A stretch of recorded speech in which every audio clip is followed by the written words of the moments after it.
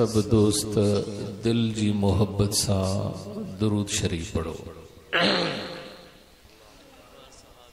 अल्लाहुम्मा सल्लि अला सय्यिदिना व मौलाना मुहम्मद व अला आलि मुहम्मद कमा सल्लैता अला इब्राहीम व अला आलि इब्राहीम इन्नका हमीदुम मजीद।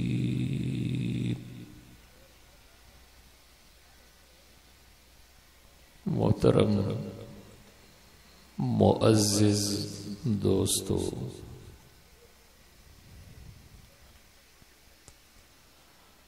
अज जो ही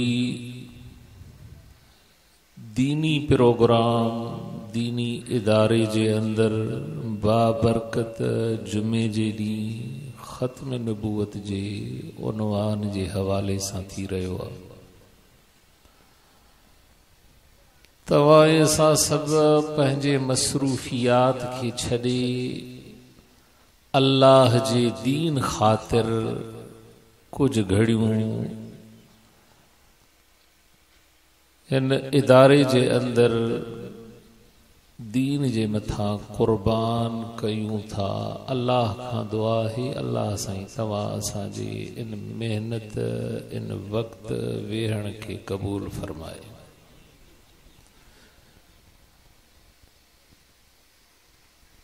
इरादो सिंधी में चौबो आहे, नीयत लफ्ज़ मशहूर आहे।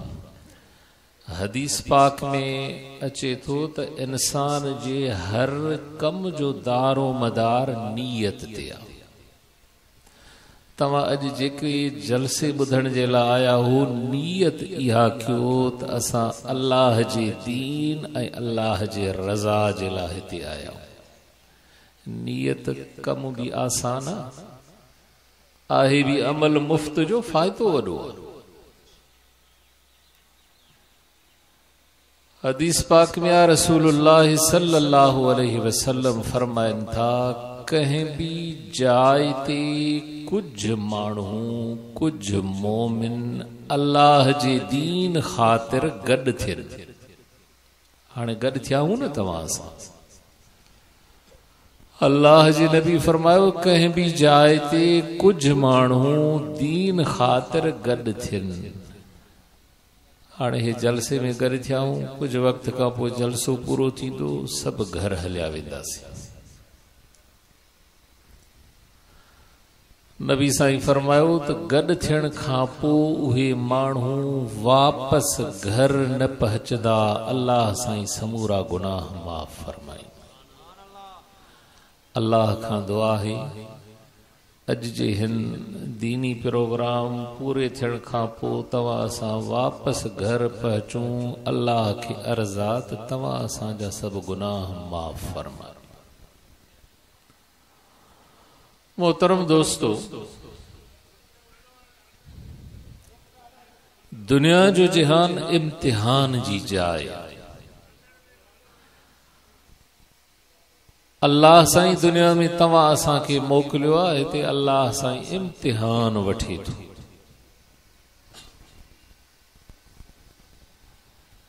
इम्तिहान में जेको बानो पास थी वियो, अल्लाह साईं उनखे इनाम ॾींदो। जेको इम्तिहान में नापास थियो, अल्लाह साईं उन्हनि खे सज़ा ॾींदो। मदरसे स्कूल में ॾिसंदा हो न, उस्ताद पढ़ाईंदा आहिनि, पोइ जेको पास थियो त उनखे सर्टिफिकेट मिलंदो, जेको ना पास थियो त उनखे सर्टिफिकेट न मिलंदो। पर मदरसे स्कूल जो कानून आहे त उस्ताद तालीम ॾे त पोइ इम्तिहान थिए न। अल्लाह साईं असांखे दुनिया में मोकिलियो, वरी इम्तिहान वठे थो। अल्लाह तबारक व तआला दुनिया जे अंदर इम्तिहान वठण खां पहिरियां पंहिंजो नबी मोकिलियईं, जंहिं ते कलमो भरियो आहे, ला इलाहा इल्लल्लाहु मुहम्मदुर रसूलुल्लाह सल्लल्लाहु अलैहि वसल्लम। अल्लाह जे नबी अची असांखे तालीम ॾिनी। अल्लाह जे नबी असांखे उहो रस्तो सेखारियो जंहिं रस्ते ते जिंदगी गुज़रण सां इम्तिहान में पास थियूं अल्लाह साईं जन्नत जो सर्टिफिकेट अता फरमाए। अल्लाह साईं पंहिंजे महबूब खे मोकिलियो दुनिया जे अंदर अची अल्लाह जे नबी, अल्लाह जे कानून, अल्लाह जे दीन, अल्लाह जी शरीयत जी तालीम तव्हां असांखे सेखारी। वरी अल्लाह साईं नबी साईं जे लाइ छा फरमायो? फरमाई त मुंहिंजो महबूब तव्हांखे जेका तालीम ॾींदो, तव्हांखे जेको रस्तो ॾेखारींदो, तव्हांखे जिंदगी गुज़ारण जो सबक सेखारींदो, इन में ई निजात, इन में कामयाबी, इन में इज्जत आहे। दुनिया जे अंदर मुंहिंजे महबूब जे रस्ते ते जंहिं जिंदगी गुज़ारी उहो कामयाब, जंहिं जिंदगी अल्लाह जे नबी जे रस्ते खे छॾे गुज़ारी उहो नाकाम। हाणे अॻ में मिसाल समझो, कंबर खां रोड वञे थो मीरो खान, इलाइक़ो वेझो आहे, ॾिठल आहे न तव्हांजो। हाणे हिकिड़े माण्हू खे हिन ॻोठ खां निकितो आहे, वञिणो आहे शिकारपुर, उहो रस्तो ॿियो आहे न बा मीरो खान वारो रस्तो। हिन दोस्त खे वञिणो शिकारपुर आहे, रोड ते बीठो, वेगन आई जेका वञे थी मीरो खान, चढ़ी उन में वेठो। हाणे दुरूद शुरू कई, क़ुरान जी तिलावत शुरू कई, अल्लाह खां दुआऊं घुरण शुरू कई, रब साईं मांखे शिकारपुर पहुचाए, छो तो वञिणो ओॾे। रस्तो कहिड़ो वरतई? मीरो खान वारो। हाणे तव्हां ॿुधायो त भाई इहा वेगन काॾे खणी वेंदसि? ये दुआ जो शिकारपुर जे लाइ घुरे थो, न पहुची सघंदो न, अकल मने थो न बा। जॾहिं रस्तो हिकिड़ो वठे, दुआ ॿिए तरफ़ शहर जी घुरे त ओॾे नथो पहुची सघे। इहो अटल फ़ैसिलो अल्लाह असांखे क़ुरान में ॿुधायो। हिकिड़ो रस्तो जन्नत ॾे वेंदो जेको अल्लाह जे नबी जो रस्तो आहे, ॿियो रस्तो जहन्नम ॾे वेंदो जेको इब्लीस शैतान जो रस्तो आहे। तूं असां जहन्नम वारे रस्ते ते सफ़र कयूं ऐं दुआ जन्नत जी घुरूं त पहुची। हाणे इहो यकीन थी वियो त जे असांखे जन्नत वारो रस्तो अल्लाह जे नबी जो रस्तो वठणो आहे त जन्नत ताईं पहुचंदासीं। जे शैतान जो रस्तो वठणो आहे त पोइ जन्नत न मिलंदी, पोइ जहन्नम वारे रस्ते में। अल्लाह खां दुआ आहे, अल्लाह साईं तव्हां असांखे शैतान वारे जहन्नम वारे रस्ते खां बचाए। अल्लाह साईं तव्हां असांखे पाक पैगंबर हुजूर अकरम सल्लल्लाहु अलैहि वसल्लम जे ॾसियल रस्ते ते जिंदगी गुज़ारण जी तौफीक नसीब फरमाए। मोहतरम दोस्तों, शरीयत आसान आहे, समझण जी ज़रूरत आहे। दुनिया जो कानून आहे, दुनिया जे कानून में भी तव्हां ॼाणींदा हो त दुनिया जी शइ बग़ैर समझ जे कंदासीं त नुक़सान आहे। मिसाल ॾियां, मोटरसाइकिल सुञाणींदा हो न, हिकिड़ो माण्हू समझल सिखियल नाहे, मोटरसाइकिल ते सवार थिए मोकिलियोसि तव्हां कंबर, इहो एक्सीडेंट थींदो, छो त समझल नाहे। अल्लाह जे दीन जो कम भी समझूं, असां समझी ऐं कम कंदासीं त पोइ उन में फ़ाइदो आहे। बग़ैर समझ जे कम कंदासीं त असांजे लाइ नुक़सान। ऐं कम सहजो, अल्लाह जे दीन खे समझण ऐं उन ते अमल करण तमामु सहजो कमु। हाणे थोरो मां ख़ुलासो अर्ज़ कंदुसि तव्हांखे, ज़हन में विहारियो। अॼु मुआशरे जे अंदरि जंहिं माहौल मां तव्हां असां जिंदगी गुज़ारियूं था, 15वीं सदी आहे, मुल्क पाकिस्तान मुसलमाननि जो आहे। असां वटि हे मदरसा आहे, मदरसे में वेठा आहियूं, क़ुरान जी तालीम हूंदी आहे, हे मस्जिदियूं आहिनि, जलसा थियनि था, उलमा असां वटि, तालिब असां वटि राति ॾींहुं क़ुरान पढ़नि था। कोई घर ख़ाली नाहे जंहिंमें क़ुरान नाहे, कोई ॻोठ ख़ाली नाहे जंहिंमें मस्जिद नाहे।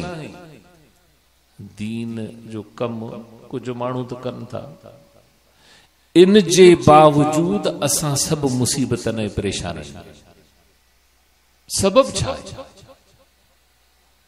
जंहिं तरफ़ नज़र कयो, जंहिं इलाइक़े में जहिड़े माण्हू को पुछो सब दाहूं करे थो, हाय असां वटि साईं बेबरकती आहे, कर्ज में लोभ थी विया। जंहिं माण्हू को पुछो त घर जा भाती सब बीमार आहिनि, जंहिं माण्हू को पुछो त घर में सक्का भाइर आहिनि, उहे हिकिड़ी जाइ ते वेही गॾु मानी नथा खाइनि, मोह मोह सां वेही कचहरी नथा मिलाए करनि। मोहब्बत ख़त्म थी वई, बरकत ख़त्म थी वई, अमुन ख़त्म थी वियो। ये सब शयूं मुसीबतूं आहिनि। छो? सबब छा आहे? असल शइ इहा आहे त असां दीन अल्लाह जे खे सम्झूं त क़ुरान ऐं अल्लाह जे नबी असांखे हक़ीक़त छा ॿुधाई, ज़िंदगी कीअं गुज़ारजे, मुसीबतनि खां आज़ाद कीअं थिजे। हाणे थोरी शइ जो फ़र्क़ु आहे। अॻ में मां मिसाल ॾेई सम्झायां, बीमार थींदा हूं न तव्हां सां, पोइ बीमारी इहा मुसीबत आहे, उन बीमारी खां छुटकारे जे लाइ काॾे वेंदा हूं? डॉक्टरनि वेंदा हूं न डॉक्टरनि। हाणे मिसाल, शुगर अॼुकल्ह आम आहे, शुगर तव्हां ॿुधी हूंदी न बीमारी आहे। हिकिड़ो माण्हू शुगर जो मरीज़ आहे, वियो डॉक्टर ॾे।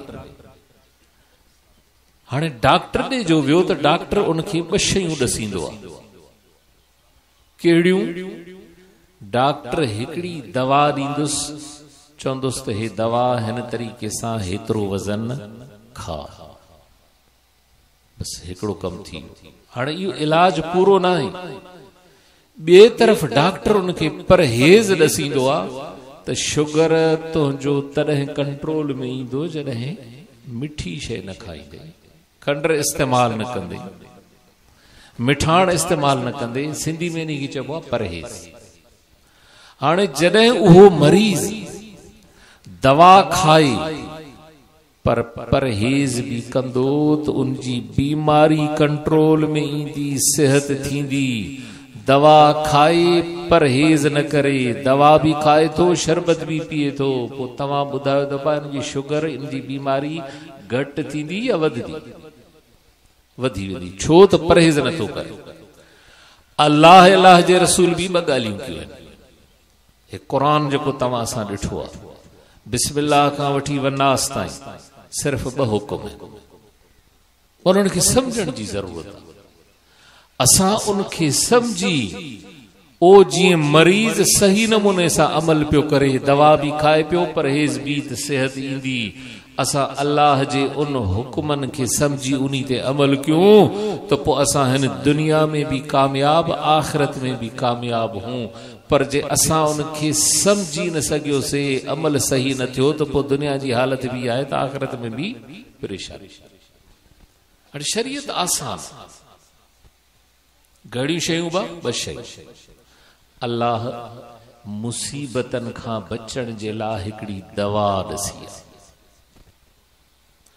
अल्लाह साईं फरमाए थो, दवा असांजी कहिड़ी आहे? नेकी जो कमु कयो। असांजो इलाज कहिड़ो आहे? नेकी जो कमु कयो। नमाज पढ़ंदा आहियूं, इहा नेकी जो कमु आहे। रमज़ान अचे तो रोज़ो रखूं था, इहो नेकी जो कमु आहे। आसूदो माण्हू हज ज़कात अदा करे थो, इहो नेकी जो कमु आहे। कुरान खोले तिलावत कईसे, इहो भी नेकी जो कमु आहे। दुरूद शरीफ अल्लाह जे नबी ते पढ़ियोसे, खैर खैरात कईसे, जलसो कयूं था, ये सब नेकी जा कम आहिनि। इहा तुंहिंजी असांजी दवा आहे हिन दुनिया जे मुसीबत ऐं परेशानी खां आज़ाद थियण जी। सिर्फ़ इहो नुस्ख़ो काफ़ी न आहे। ओ जीअं मरीज़ जे लाइ सिर्फ़ दवा काफ़ी न आहे। अल्लाह जे रसूल वरी परहेज़ भी ॾसी असांखे। उहा परहेज़ कहिड़ी आहे? उहा परहेज़ आहे त गुनाह छॾ, गुनाहनि खां पासीरो थी। हाणे गुनाह खां पासीरा थियासीं ऐं नेकी जो कमु कंदासीं त तुंहिंजे असांजे मथां मुसीबतां ख़त्म थींदियूं। पर जे नमाज भी पढ़ीसीं, वरी व्याज भी खाधोसीं, नमाज भी पढ़ीसीं, वरी कूड़ भी ॻाल्हायोसीं, नमाज भी पढ़ीसीं, वरी चोरी भी कईसीं, नमाज भी पढ़ी से, ॿिया भी गुनाह जा कम कयासे। ओ जी मरीज जी मां मिसाल अर्ज कई तो शुगर जो मरीज दवा भी खाए शरबत भी पिए तो बीमारी कंट्रोल में न ईंदी। अल्लाह जे रसूल भी असां खे हिकु त इलाज दस्यो, नेकी जो कम कयो, ॿियो परहेज़ दस्यई, गुनाह छॾियो। असां मुसलमाननि जो तवज्जो नेकी ॾे उहो भी थोरो आ। कुछ माण्हू ॾिसो था त नमाज़ जे लाइ भी कुछ माण्हू पढ़ंदा आहिनि। असां नेकी जे तरफ़ तवज्जो आहे, गुनाह जे तरफ़ तवज्जो नाहे। गुनाह छॾियूं, नेकी क्यों। हाणे असां दुआ घुरूं त दुआ क़बूल थींदी। हाणे असां जे मथां आयल मुसीबतूं टरुई वेंदियूं। हाणे असां जेका इबादत कंदासीं पंहिंजे ज़िंदगी में नेकी, तो उहा नेकी असांजी उन जो असर ज़ाहिर थींदो जो मुसीबतूं ख़त्म थी वेंदियूं। सहजी अञा मिसाल ॾियां, गिलास सुञाणींदा हो न, जंहिंमें पाणी पींदा आहियूं। गिलास में मथां पाणी विझो तो उहो गिलास में बेहंदो भरजी वेंदो। घणो पाणी विझोसि भी गिलास में, जे हिकिड़ो कतरो विझो भी उहो भी ही रहंदो। पर गिलास जो हेठियों हिस्सो ट्रोड़े छॾियो, तरो गिलास जो कढी छॾियो। हाणे मथां पाणी विझोसि त हलियो वेंदो। उन्ही गिलास में जंहिंखे तरो सलामत आहे, हिकिड़ो कतरो विझदो बीही रहंदो। तरो कढोसि, केतिरो पाणी विझो, हलियो वेंदो। तू असां केतिरियूं भी नेकियूं कयूं, गुनाह न छॾींदासीं, भगल गिलास वांगुरु उन जो असर हलियो वेंदो। पर जेकॾहिं असां गुनाहनि खां तौबा कयूं, गुनाह छॾे हाणे थोरी नेकी कयूं था, अल्लाह खां दुआ घुरूं था, भी अल्लाह से उहा क़बूल करे उन जो नतीजो ऐं असर ॾेखारे। त असल शइ असां मुसलमान हिन वक्त जेको परेशानी में आहियूं, हिन वक्त हर मुसलमान मुश्किलात ऐं मुसीबत में आहे। उन जो सबब इहो आहे त असां दवा नेकी वारी इस्तेमाल क्यों, परहेज़ गुनाह वारी खां पासो नथा क्यों। परहेज़ कंदो तो दुनिया जी हर इज्जत, हर खुशी, हर सुकून, बरकत, मोहब्बत ईंदी। पर जे गुनाह न छॾींदो तो दुनिया जी हर मुसीबत में तव्हां सां गरक थी। अल्लाह खां दुआ आहे, अल्लाह साईं तव्हां असांखे गुनाहनि खां बचाए। अल्लाह साईं पंहिंजे महबूब जे सदके पूरी जिंदगी शैतान जे रस्ते खां हलण खां बचाए। नबी सल्लल्लाहु अलैहि वसल्लम फरमायो, अल्लाह जे नबी फरमायो त तव्हां 6 कम कयो, उन्हनि जी ज़मानत तव्हां ॾियो। अल्लाह जो नबी तो फरमाए, तव्हां जे जन्नत जो ज़ामिन मां आहियां। अल्लाह जे नबी फरमाए तो 6 कम आहिनि। हाणे उहे 6 गुनाह आहिनि। नबी साईं फरमाए तो ही गुनाह न कयो, जन्नत जो ज़ामिन मां आहियां। पहिरें नंबर ते अल्लाह जे नबी फरमायो तो कूड़ न ॻाल्हायो। ॿिए नंबर ते अल्लाह जे नबी फरमायो त अमानत में ख़यानत न कयो। 3 नंबर ते अल्लाह जे नबी फरमायो तो वाइदे जी खिलाफ वर्जी न कयो। इहे कम, इहे अमल उहे आहिनि जेके 24 कलाक तू असां सां साम्हूं, असां सां गॾु आहिनि। असां इन्हनि खे मामूली समझी करे कूड़ भी 24 कलाक, वाइदे खिलाफी भी असां क्यों था, अमानत में ख़यानत भी क्यों था, समझूं था त ये महसूस थोड़ा गुनाह आहिनि, पर हकीकत में ये वॾा गुनाह, खतरनाक गुनाह। ये 3 अल्लाह जे नबी कम दस्या। हाणे ॿी हदीस आहे वरी, नबी साईं फरमायो तो मुनाफिक जूं 3 निशानियूं आहिनि। मुनाफिक लफ़्ज़ ॿुधो अथव न, खतरनाक लफ़्ज़। अल्लाह जे नबी फरमायो तो मुनाफिक जूं 3 निशानियूं आहिनि। पहिरीं निशानी ॻाल्हाए त कूड़ ॻाल्हाए। ॿी निशानी अमानत रखोसि त ख़यानत करे। 3 निशानी अल्लाह जे नबी फरमायो तो वाइदो करे, वाइदे खे पूरो न करे। घणी शयूं थियूं बा, 3 शयूं। हाणे तव्हां असां पंहिंजे सीने ते हथ हणूं त असां कहिड़े दरिया मां टपूं था। कूड़ भी असां में, अमानत में ख़यानत भी असां क्यों, वाइदे खिलाफ वर्जी भी असां क्यों। हाणे असां इन्हनि खे मामूली गुनाह समझोसीं, पर अल्लाह जे नबी छा फरमायो त जंहिंमें इहे 3 निशानियूं लभनि त इहो केरु, मुनाफिका। हाणे असां जॾहिं अहिड़नि गुनाहनि में ग़रक़ थियल हूं जेके मुनाफिक जे दर्जे ते पहुचाइनि,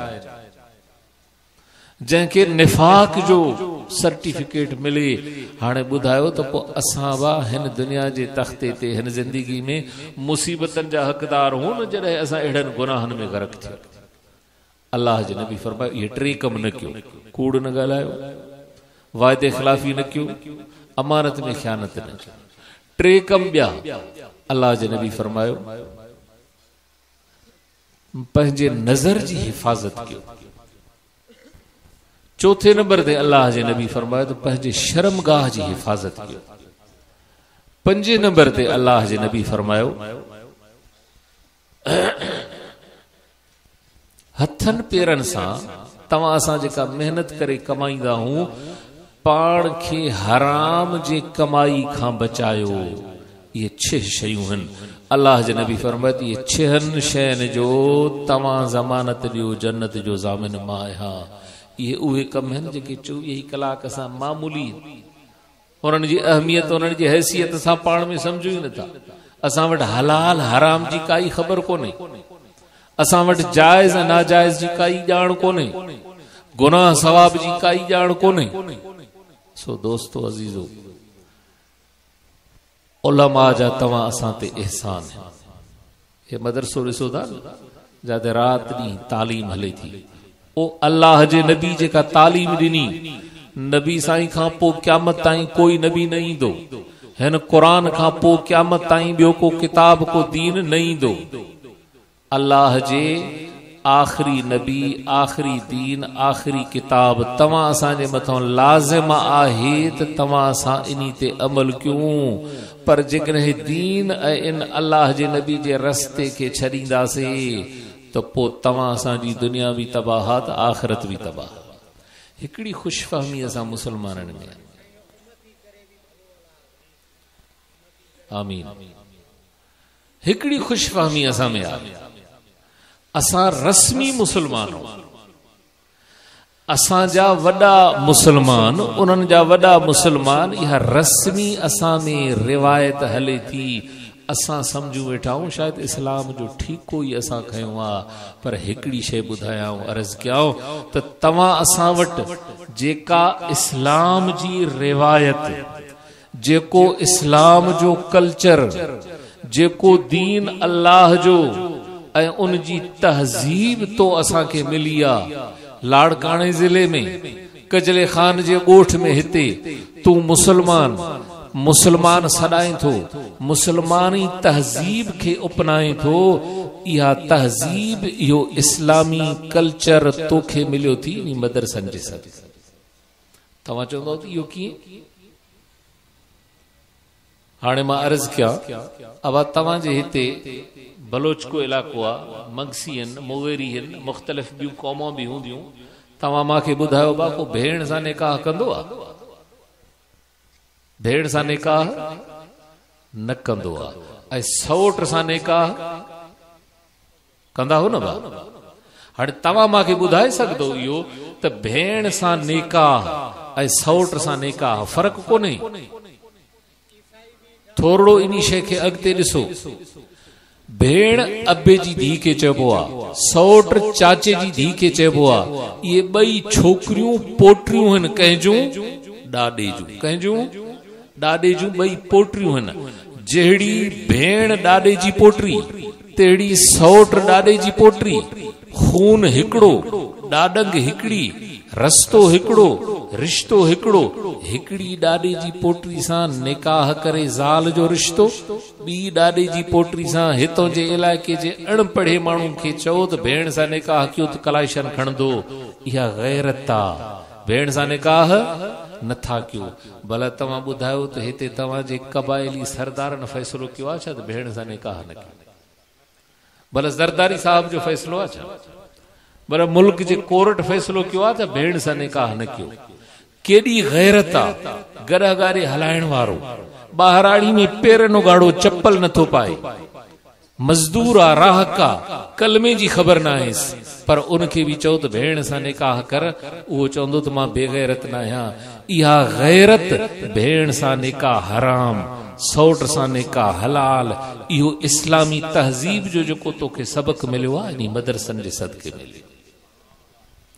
त समझ में आयो अल्लाह जे नबी खां बाद क़यामत ताईं अल्लाह जे दीन जी तालीम, अल्लाह जे दीन जो प्रोग्राम, तव्हां असां मुसलमाननि जी तहज़ीब, तव्हां असांजे इस्लामी कल्चर, इहो असांखे जेकॾहिं मिलियो थी उलमा तव्हां असांखे ॾिनो आहे इन्ही मदरसनि जे सदके। हाणे इन्ही मदरसनि इन अल्लाह जे दीन ऐं इन दीन जे मुहाफ़िज़न उलमा खां तव्हां असां जेकॾहिं परे थी वेंदासीं पोइ असांजो हशर बि उन यूरोप वारनि वांगुरु हूंदो।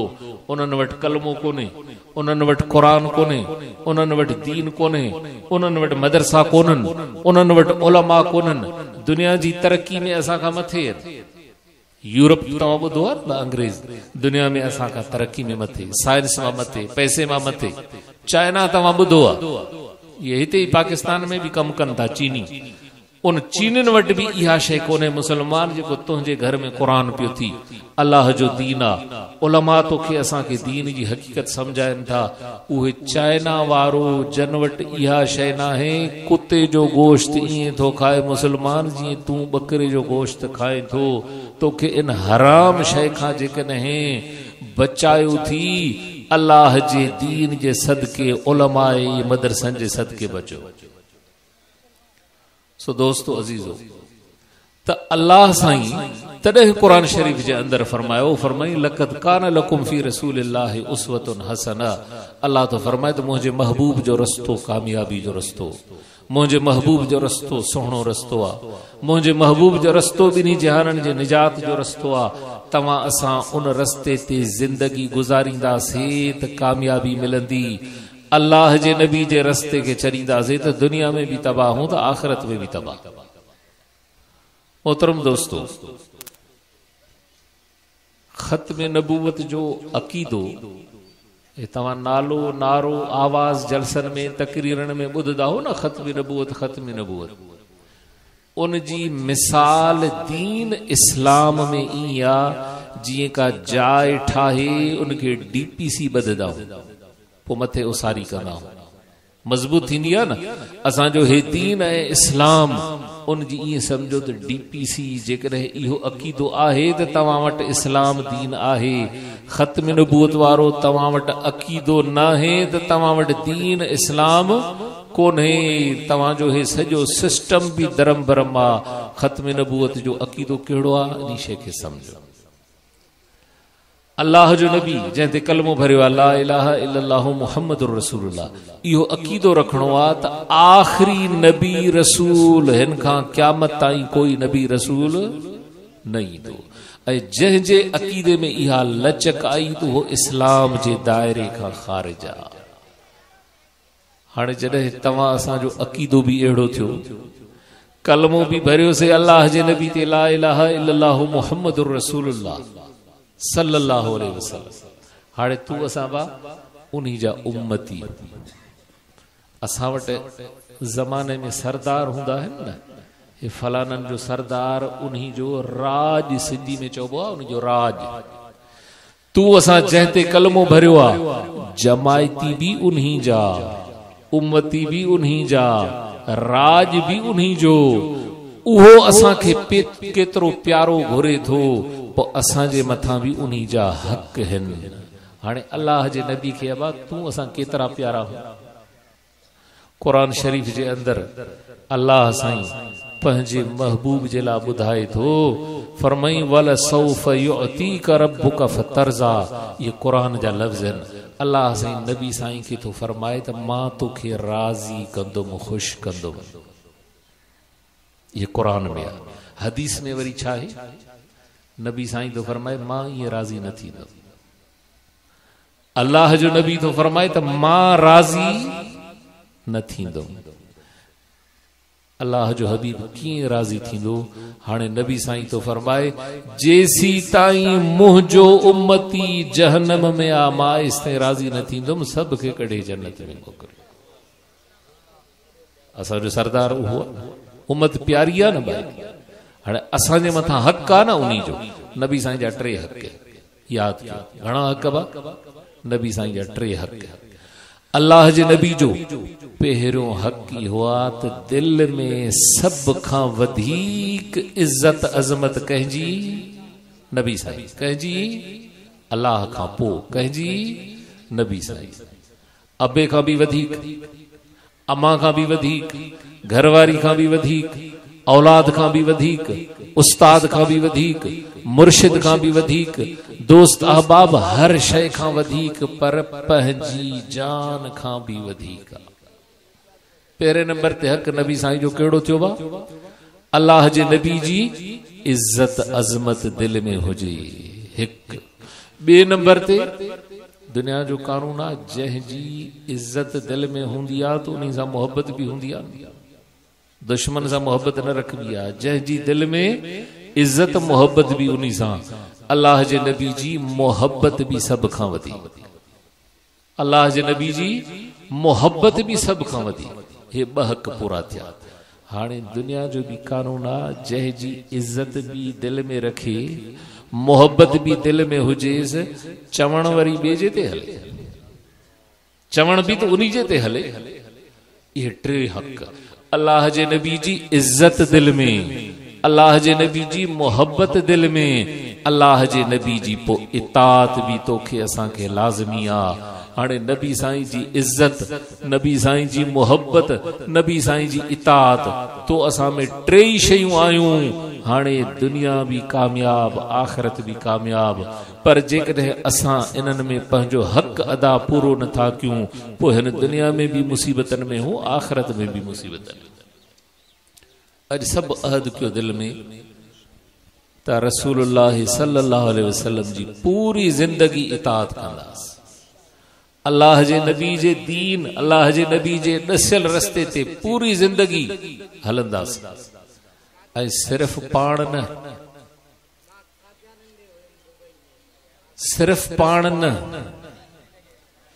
पाण भी पंहिंजे अहल खे भी इहो रस्तो ॾेखारियो नमाज पाण पढ़ूं पंहिंजे घर में औलाद के घरवारी के बच्चन के कंहिंखे भी नमाज जे लाइ नथा चऊं हाणे उन में भी असां मुजरिम हूं पाण भी नेकी जा कम कयो ॿिए खे भी नेकी जो कम ॾसियो पाण भी गुनाह छॾियो ॿिए खे भी गुनाह खां नफ़रत ॾियारियो हाणे इहा शइ समझजो असां सिर्फ पाण कयूं ऐं ॿिए ॾे तवजो न कयूं इहो भी हक़ पूरो नाहे पाण नेकी जो कम कयूं ॿिए खे नेकी जो कम ॾसियूं पाण गुनाह खां नफ़रत कयूं ॿिए खे गुनाह खां नफ़रत ॾियारियूं इहो हक़ तॾहिं अदा थींदो जॾहिं असां उलमा सां ताल्लुक़ रखंदासीं जॾहिं असां जमात सां जुड़दासीं उलमा सां ताल्लुक़ थियो जमात सां जुड़ियासीं असांखे उलमा रस्तो ॾींदा हाणे पाण भी नमाज पढ़ीसीं घर में भी वियासीं डंडो खणंदासीं पुटनि ते भी न्याणियुनि ते भी घरवारी ते भी बातिन ते बाबा नमाज पढ़ो पाण भी गलत कम खां नफ़रत कंदासीं हाणे ॿियनि खे भी जेकॾहिं नफ़रत गलत कम खां ॾियारींदासीं हाणे असांजी जवाबदारी पूरी थींदी इहो तॾहिं अमल थींदो जॾहिं असांजो ताल्लुक़ उलमा सां हूंदो जॾहिं असांजो ताल्लुक़ अल्लाह वारनि सां हूंदो जॾहिं असांजो ताल्लुक़ दीनदारनि सां हूंदो उलमा खां निकिरी वेंदासीं जमात खे छॾे ॾींदासीं दीन वारनि खां परे रहंदासीं तो पो असांखे रस्तो सही न मिलंदो पो असां दुनिया में भी भुलियल परेशान आखिरत में भी परेशान अज सब वायदो कयो तो पंहिंजे बचड़नि खे दीन जो इल्म पढ़ाईंदासीं कुरान जो इल्म पढ़ाईंदासीं ऐं तव्हां असां सभु उलमा सां ताल्लुक़ रखदासीं हे कुरान आहे न बा अल्लाह से वॾी नेमत ॾिनी आहे तूं असां न अल्लाह ॾिठो न अल्लाह जो रसूल ॾिठो इहो कुरान ॾिठो मौलवी जंहिंखे मौलवी चऊं था आलमनि जी इज़त कयूं था न साईं हथ चुमूं था तो असां जहिड़ो माण्हू आहे बेअमा जो ॼायल आहे मौलवी कुरान पढ़ियो कुरान सम्झई कुरान ते अमल कयईं हाणे कुरान जे सदके एॾी इज़त अथसि जो तूं असां वञी हथ चुमियुसि आहे तो वो भी इंसान आदम जो बच्चो त त तव्हां अहद कयो त असां पंहिंजे बच्चन खे बि दीन जो इल्मु पढ़ाईंदासीं ऐं तव्हां असां पाण वरी इन क़ुरान वारनि ऐं उलमा सां ताल्लुक़ रखंदासीं। उलमा सां ताल्लुक़ रखियोसीं त दुनिया भी कामयाब आख़िरत भी कामयाब। उलमा खे दीनदारनि खे पुठी ॾिनीसीं छॾे ॾिनोसीं त पोइ दुनिया में भी नुक़सान आहे आख़िरत में भी नुक़सान आहे। ऐं ईअं भी रवायत में ईंदो आहे अल्लाह जे नबी फरमायो त क़यामत जो ॾींहुं थींदो हिसाब किताब थींदो हिकिड़े माण्हू जी हिकिड़ी नेकी खुटल हूंदी हिकिड़ी नेकी। हाणे हिकिड़ी नेकी मिलेसि त जन्नत जो सर्टिफिकेट मिलेसि। हाणे वेंदो अबे अमाने वेंदो घरवारी ॾे वेंदो औलाद ॾे वेंदो दोस्तनि ॾे बिरादरी ॾे जहिड़े वञे थो सभु को चवेसि थो त असांखे पंहिंजे साह जी याद हिन महिल असां अलाए जन्नत वञूं अलाए जहन्नम तोखे नेकी न मिली।